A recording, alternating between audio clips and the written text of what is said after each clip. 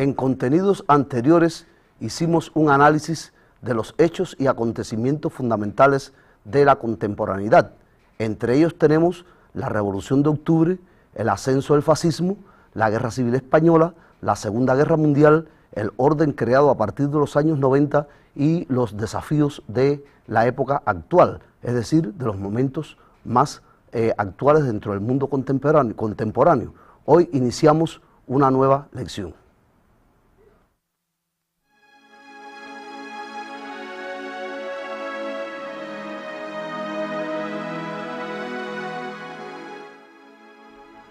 Lección 28. Consolidación.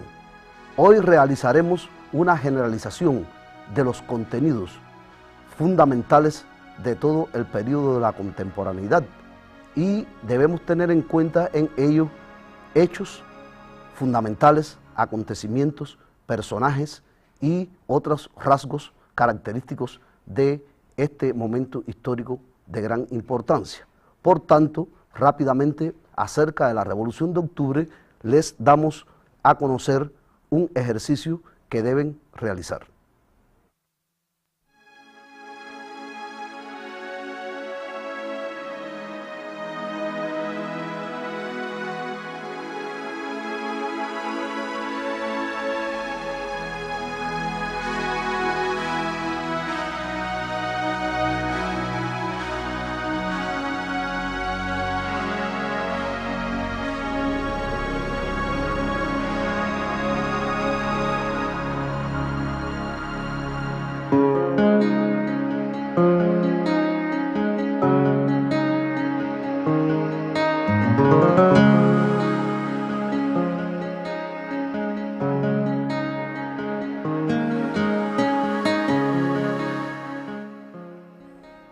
Complete los espacios en blanco con la palabra que corresponda.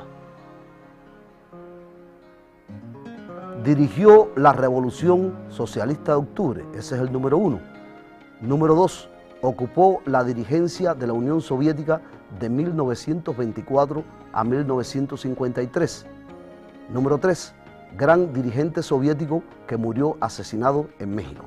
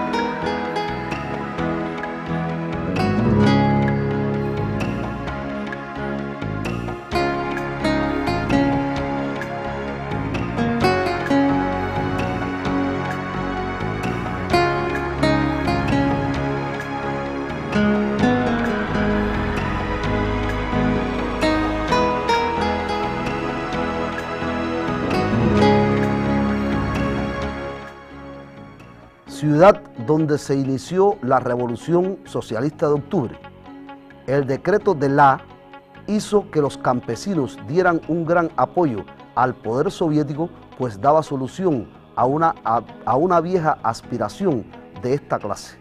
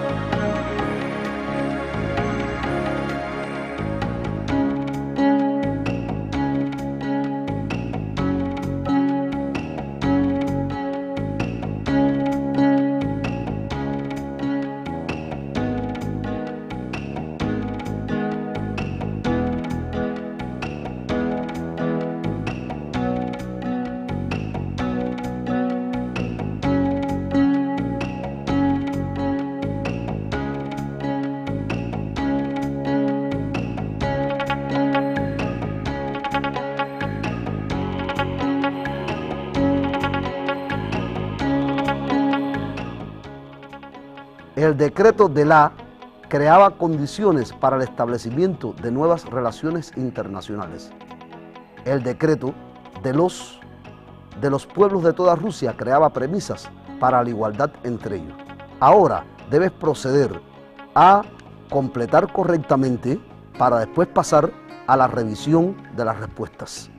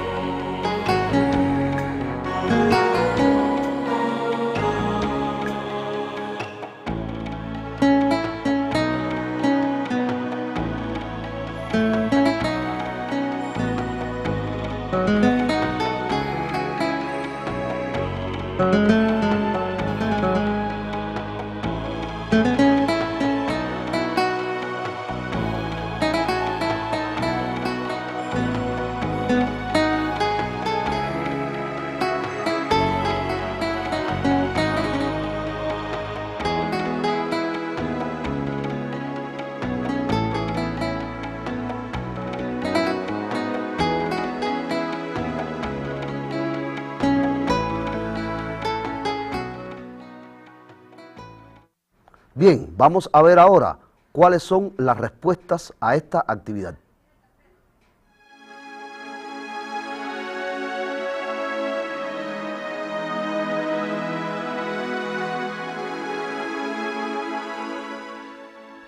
Dirigió la Revolución Socialista de Octubre. Ahí tienen ustedes la primera respuesta. Lenin, que jugó un papel importante en la organización del partido bolchevique y además dirigió los acontecimientos cruciales y elaboró documentos y jugó un papel significativo también en la creación de las primeras medidas que favorecieron a las grandes masas en el enorme territorio del antiguo imperio zarista. Número 2, ocupó la dirigencia de la Unión Soviética de 1924 a 1953. Aquí está la figura de José Stalin, que no era de origen ruso, sino georgiano. Sus padres no habían aprendido el ruso, pero al morir Lenin en el año 1924, ocupa la dirigencia del Estado, de la economía y concentra en sus manos también el comisariado de las nacionalidades, donde ya venía jugando un papel significativo. Ayudó a convertir a la Unión Soviética en una gran potencia industrial y militar, pero cometió importantes errores, como por ejemplo realizó en el caso de los campesinos una colectivización de carácter forzoso y realizó importantes purgas también dentro del partido sin causa justa. Gran dirigente soviético que murió asesinado en México. Esta es la figura de León Trotsky, que era de origen judío y era ucraniano. De origen ucraniano, había nacido en esa república o en ese territorio del antiguo imperio zarista que después se convirtió en una república. Era una persona de una gran inteligencia. Jugó un papel clave en el desarrollo de la revolución y después de la muerte de Lenin, en la lucha por ocupar el poder, fue desplazado por Stalin. Luego lo expulsaron hasta del partido, salió del país, de la Unión Soviética, se radicó en México y allí fue asesinado por agentes de Stalin.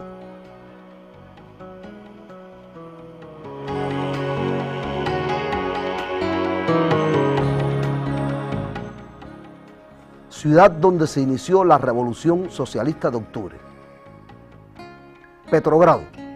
Esta ciudad antiguamente había recibido el nombre de San Petersburgo y fue construida por Pedro I, uno de los zares que hizo a Rusia convertirse en una gran potencia y que le dio también una salida al norte. Esta ciudad, allí se concentraba el poder de la dinastía de los zares. y el último zar fue Nicolás II, que fue derrocado del poder el 7 de noviembre del año 1917. Las grandes masas de marineros, soldados y obreros dirigidos por el partido bolchevique tomaron el Palacio de Invierno e hicieron además que escapara de allí quien era el jefe del gobierno provisional que se había creado en el momento en que se produjo la caída del zarismo, es decir, la figura de Mijaíl Kerenski. Quiere decir que la cuna de la revolución socialista de octubre es la ciudad de Petrogrado, que posteriormente recibió el nombre de Leningrado. El decreto de la tierra hizo que los campesinos dieran un gran apoyo al poder soviético, pues daba solución a una vieja aspiración de esta clase. Pero este decreto también creaba las bases para la transformación socialista de la agricultura, la colectivización y la posibilidad de utilizar la técnica y la ciencia en el proceso de la agricultura.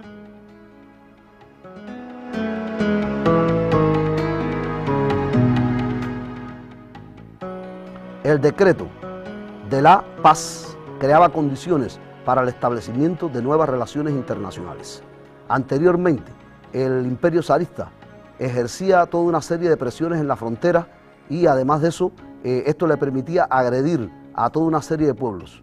En este sentido, podemos decir que era una diplomacia expansionista de guerra y había participado este imperio zarista también al lado de Inglaterra y de Francia en la Primera Guerra Mundial para poder construir toda la economía en la Rusia soviética. Era necesaria precisamente la paz. Y este decreto de la paz tiene estrecha relación con importantes negociaciones que se llevaron a cabo en Brest-Litov. Es decir, allí se estableció una paz con Alemania, con un país que había llevado a cabo una política de rapiña. Y poco a poco este decreto de la paz y las condiciones que se crearon a la larga permitieron nuevas relaciones internacionales y la búsqueda de una paz de carácter mundial, aunque no se logró del todo, pues los países imperialistas no se adaptaban a la existencia de un Estado de carácter socialista. El decreto de los derechos de los pueblos de toda Rusia creaba premisas para la igualdad entre ellos. Es decir, se daban derecho a la educación, a la cultura, a la práctica de la religión, a participar en el Estado. Se creaba una amplia gama de derechos para que estos pueblos pudieran disfrutar de lo que no habían tenido durante muchos años bajo el dominio del Imperio de Rusia. Y esto creaba también condiciones para lograr fortalecer, o formar primero y fortalecer después la Unión Soviética, que se creó a partir del año 1922. Así hemos podido analizar los aspectos fundamentales de la gran Revolución Socialista de Octubre. Pero otro tema importante que analizamos en la contemporaneidad es precisamente la Guerra Civil Española, y sobre ello vamos a hacer, sobre ella o sobre este proceso, vamos a realizar un ejercicio de identificar que ustedes deben copiar.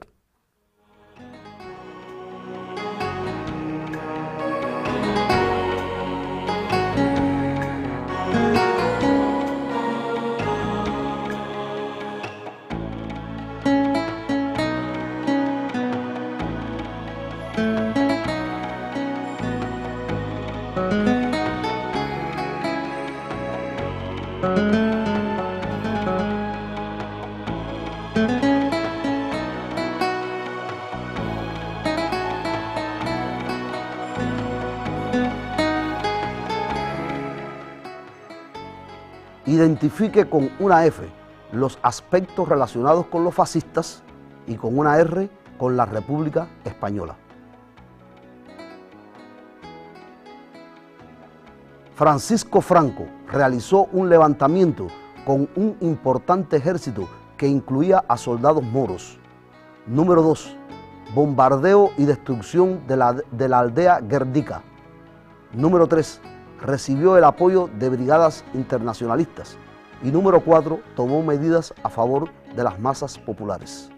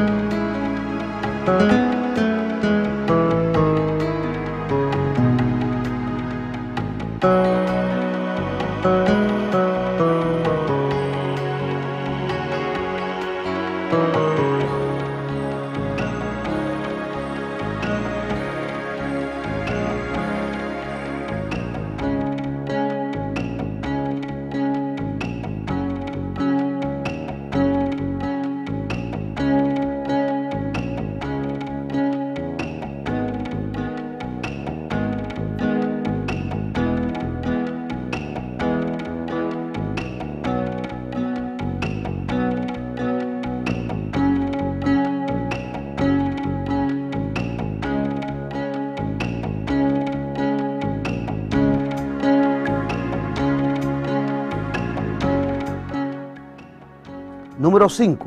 Recibió apoyo de Alemania e Italia. 6. El ejército estuvo dirigido por José Díaz.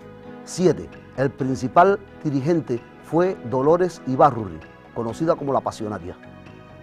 Ahora, ustedes deben darle solución a todos estos aspectos y después pasaremos a realizar el análisis de las respuestas.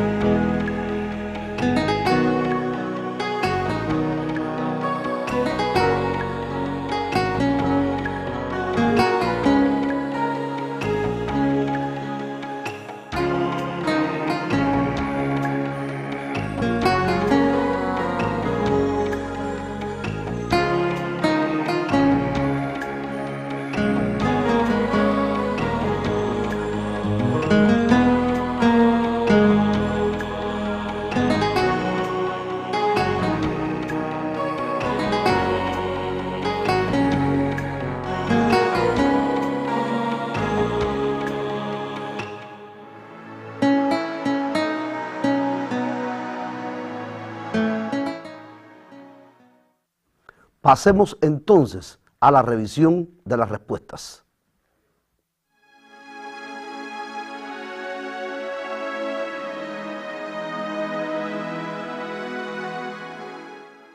Francisco Franco realizó un levantamiento con un importante ejército que incluía a soldados moros.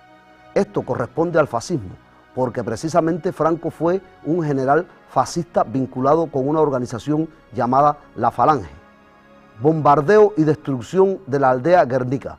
Fueron los fascistas también, es decir, aviones fascistas destruyeron esta aldea sumamente importante, vasca por cierto, pertenecía a la región vasca, y allí en esa ciudad había una gran tradición, porque era el lugar donde los reyes iban a reunirse con las cortes de estas ciudades para obtener el apoyo de ellas en toda su gestión de carácter gubernamental. Recibió el apoyo de brigadas internacionalistas. Esta fue la R. ¿Por qué? Porque la República Española recibió el apoyo de brigadas de diferentes países, Estados Unidos, Cuba, Francia, etc. Y esto fue sumamente importante y un acto también de gran valor desde el punto de vista del patriotismo. Tomó medidas a favor de las masas populares. Esta se identifica también con una R porque fue la República Española quien tomó medidas, reparto de tierra, medidas de carácter popular, mejoras para los obreros. Y esto fue sumamente importante y por eso obtuvo un apoyo decisivo de las grandes masas populares.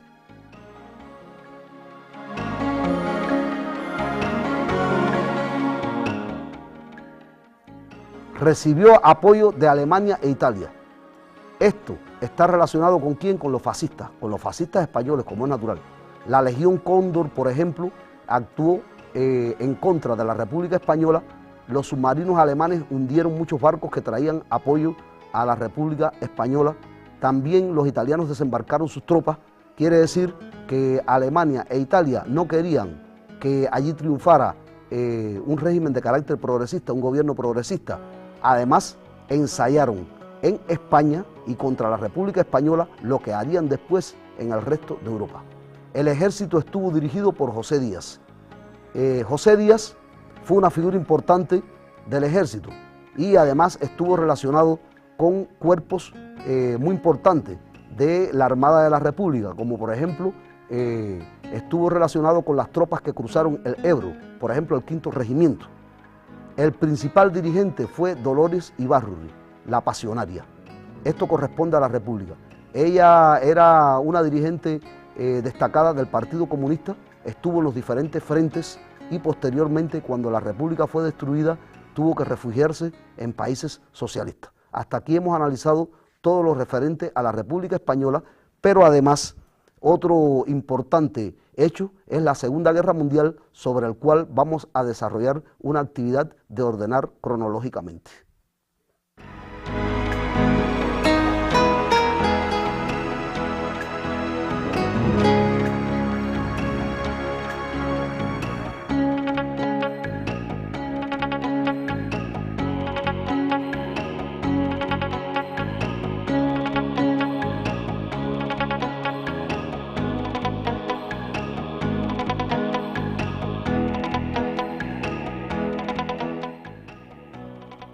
Ordena cronológicamente los siguientes hechos históricos. Ataque alemán a Checoslovaquia, derrota del fascismo alemán, batalla de Moscú, batalla de Stalingrado, ataque alemán a la URSS, a partir del cual se inició la Gran Guerra Patria.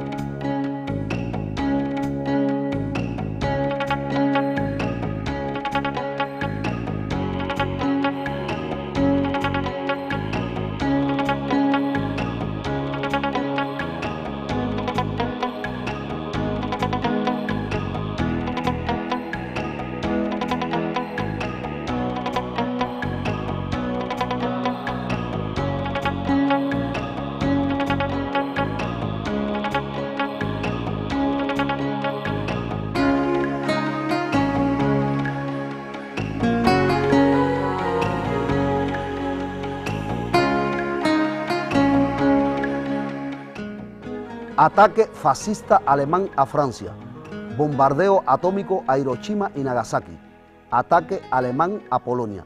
Ahora, después de haber copiado todos estos aspectos importantes, ustedes podrán realizar la actividad de ordenar cronológicamente para pasar más tarde a las respuestas.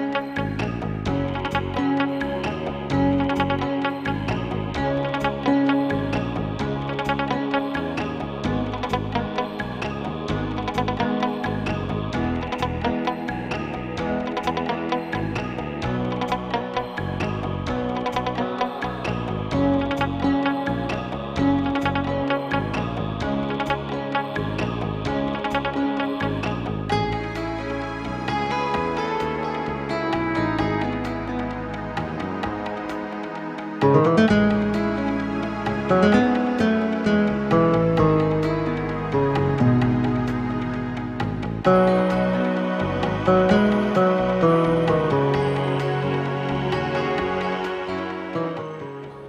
pasemos entonces a la revisión de la respuesta. Ataque alemán a Checoslovaquia. Ahí tienen el número 1, es decir, que fue mucho antes de producirse el comienzo de la Segunda Guerra Mundial. Número 7, la derrota del fascismo, que como ustedes saben ocurrió el 8 de mayo de 1945. Batalla de Moscú. El número 5, esta batalla ocurrió en el año 1941, donde fueron derrotados por vez primera los alemanes en un proceso que se extendió hasta que llegó incluso el invierno y ocupó parte del invierno ruso. La batalla de Stalingrado. Número 6, ocurrió en el año 1942. Esta batalla es sumamente importante porque alrededor del río Volga se desarrolló en 5 grandes etapas. 2 etapas de ofensiva por parte de los alemanes y 3 etapas de contraofensiva por parte de los rusos. Allí se destacó el general Chukov, que era una de las figuras legendarias del ejército soviético, y además el gran valor de los soldados del ejército soviético, el ejército rojo, que combatieron allí hasta que derrotaron a las tropas del general von Paulus, que quedó prisionero conjuntamente con muchos generales alemanes. Fue destruido un ejército de varios millones de hombres y el intento de romper el cerco que los rusos habían establecido alrededor de esta gran agrupación militar fue infructuoso.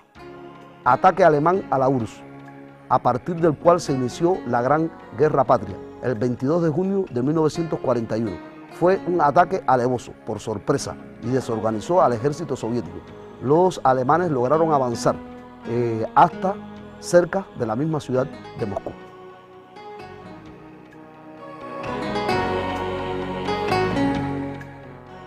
Ataque fascista alemán a Francia, ocurrido en el año 1940, que es sumamente importante. Francia fue dividida. Una parte formó una porción significativa del imperio alemán y la otra se convirtió en una república títere, la República de Vichy, dirigida por el mariscal Pétain. Bombardeo atómico a Hiroshima y Nagasaki, el número 8. Esto ocurrió, las bombas fueron lanzadas en el año 1945, las bombas fueron lanzadas en Hiroshima. La que fue lanzada sobre esta ciudad recibía el nombre de Gordo y la que fue lanzada sobre Nagasaki recibía el nombre de Pequeño Bebé. Estas bombas destruyeron o arrasaron estas importantes ciudades. La que le correspondió a Nagasaki, es decir, el Pequeño Bebé, la iban a lanzar sobre la ciudad de Nagano, pero las condiciones meteorológicas estaban muy malas y se decidió entonces operar contra la ciudad de Nagasaki. Lo que sí está claro es que se levantó sobre ambas ciudades un gigantesco hongo atómico y después se produjeron tempestades y grandes incendios. Muchas personas murieron en el momento, pero otras murieron después.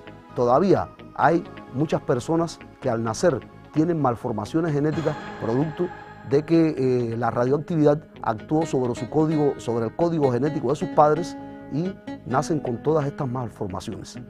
Ataque alemán a Polonia. Es el hecho número 2, después del ataque a Checoslovaquia. Aquí se operó de una forma bastante alevosa. Los alemanes lograron hacer un desembarco aéreo de paracaidistas en Polonia, pero con uniformes del ejército polaco. Después, estos soldados alemanes vestidos con el uniforme polaco cruzaron la frontera y atacaron una estación de radio de una ciudad fronteriza para entonces fabricar, y de esa forma fabricaron un pretexto para atacar a Polonia. Para que no quedaran ningún tipo de testigo de todo esto, los alemanes que se vistieron de polacos para atacar a la ciudad fronteriza fueron todos luego pasados por las armas. De esa manera, ustedes han podido apreciar los rasgos significativos de lo que es la Segunda Guerra Mundial y han podido consolidar todo lo relacionado con acontecimientos, hechos y personalidades. Pero Alemania no fue el único país que participó en la Segunda Guerra Mundial. También tuvo un papel significativo Japón, que fue una potencia agresora, Por tanto, ponemos a disposición de ustedes ahora un material fílmico acerca de las actividades agresivas de Japón durante la Segunda Guerra Mundial. Cuando los Gorkas se rehusaron, los japoneses resolvieron torturarlos. Varios oficiales fueron golpeados hasta morir. Solo un Gorka accedió a unirse al enemigo.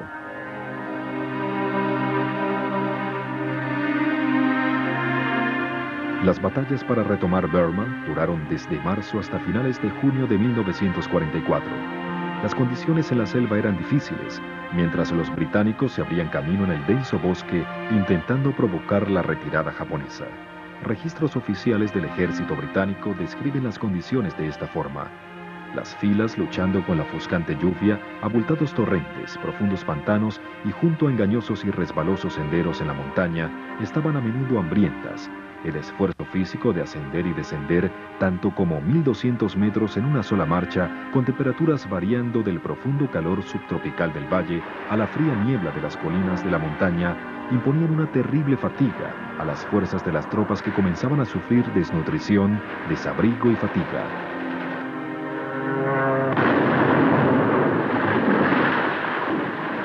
En estas condiciones infernales, las destrezas de combate de los Gorkas prevalecían. Un incidente se ha convertido en leyenda. La historia del soldado Ganju Lama, de la séptima. Siendo un artillero, encontró a su pelotón bajo un fuerte ataque rodeado de 3 tanques japoneses. And he went forward immediately with a weapon called the Projector Infantry Anti-Tank, shortened name Piat, which was a horror of a weapon because it was, although effective, it nearly broke your shoulder when you fired it. It had a very poor recoil system, so an awful lot of the kinetic energy of the projectile went straight through your shoulder. And even 6-foot guardsmen found it pretty painful to fire. But a diminutive 5-foot 2-inch Gurkha, and he was selected because he was taller and stronger than most Gurkhas. He was about 5'6". It was absolute agony to fire this weapon. And he was the Piat gunner, and he went forward and fired at the first tank. And as he did so, he was hit by machine gun bullets which broke his wrist. He knocked out the first tank. Ganju Lama recargó su arma.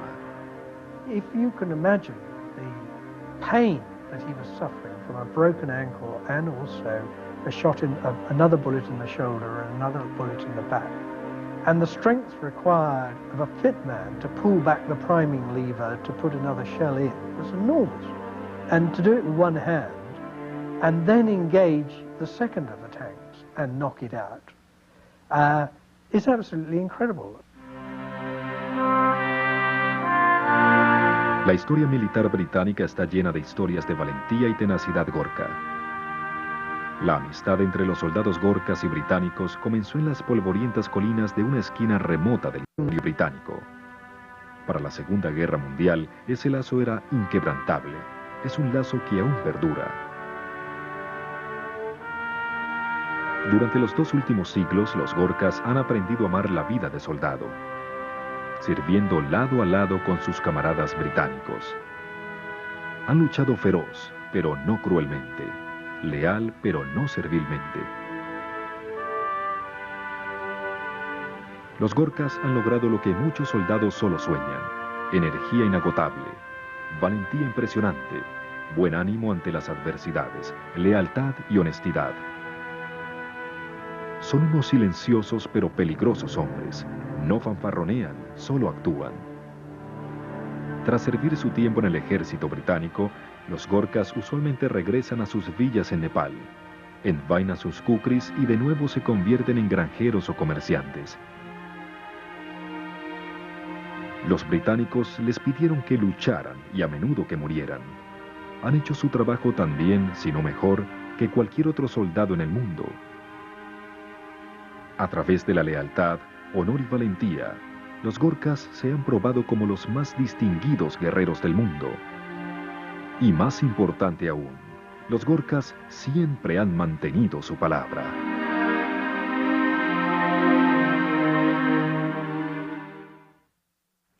Bueno, ustedes han podido apreciar varias cosas importantes en el material fílmico. Una, la agresión japonesa y la valentía de los Gorkas, que se le conoce también con el nombre de Gurkhas, y que pelearon activamente dentro del ejército inglés. Pero bueno, queremos hacer una explicación un poquito más amplia acerca de las agresiones japonesas.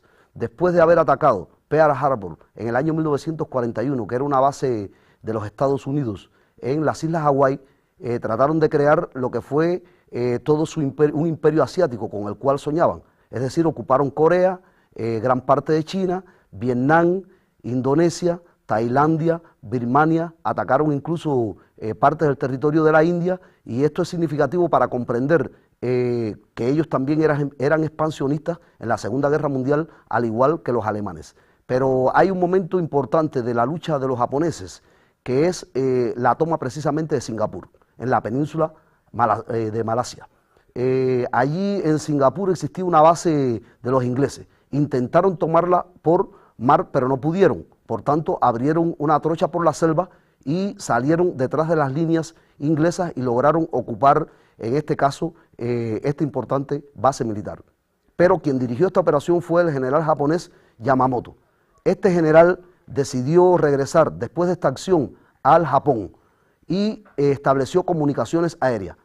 El servicio de inteligencia norteamericano, el servicio estratégico, en este caso dirigido por el general Donovan, logró que sus hombres, los criptógrafos, descifraran el radiograma y conocieron el día exacto en que iba a ir el general Yamamoto hacia el Japón. Por tanto, prepararon una emboscada aérea, una escuadrilla de aviones, y cuando salieron los japoneses lograron destruir sus aviones, y en este caso murió el general Yamamoto, que era conocido como el Tigre de Singapur. Pero esto no es lo único que nosotros tenemos sobre la Segunda Guerra Mundial. También ahora ustedes van a realizar una nueva actividad que ponemos a su disposición y que deben copiar.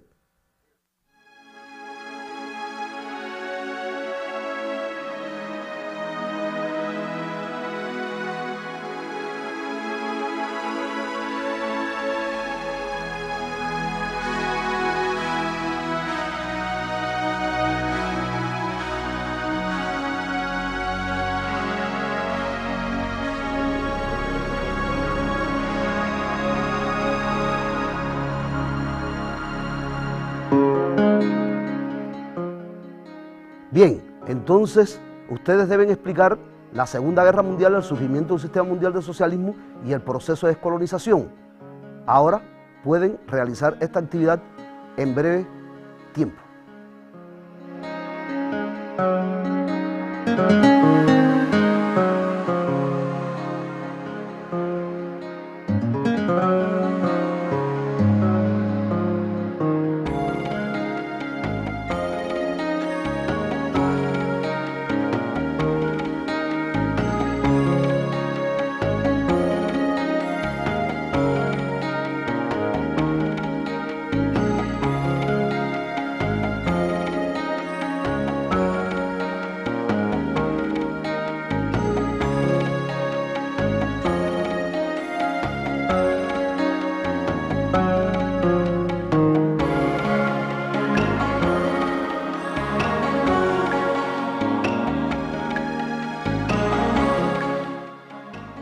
Bien, las posibles respuestas a esta actividad son las siguientes. El sistema mundial del socialismo surgió a partir de los países que se liberaron del fascismo en Europa y en Asia, donde la Unión Soviética jugó un papel significativo. Con la Segunda Guerra Mundial entró en crisis el sistema colonial del imperialismo, porque las potencias coloniales como Francia, Inglaterra y Alemania y otras se debilitaron, y las contradicciones entre muchas de ellas y sus colonias se agudizaron, unido al ejemplo de la Unión Soviética, que derrotó el fascismo. Por tanto, hemos realizado un recorrido bastante amplio por la historia contemporánea en un tiempo, a pesar de todas las cosas, que fue breve. Esto le ha dado los elementos fundamentales a ustedes para comprender todo este periodo. Por tanto, después de realizar todo este trabajo, nos despedimos de ustedes hasta un nuevo encuentro, pero este encuentro no va a ser precisamente con nosotros, sino que va a ser con otros profesores, porque hemos terminado una etapa importante de la historia contemporánea y ustedes van a profundizar entonces en lo relacionado con la historia de América y otras asignaturas.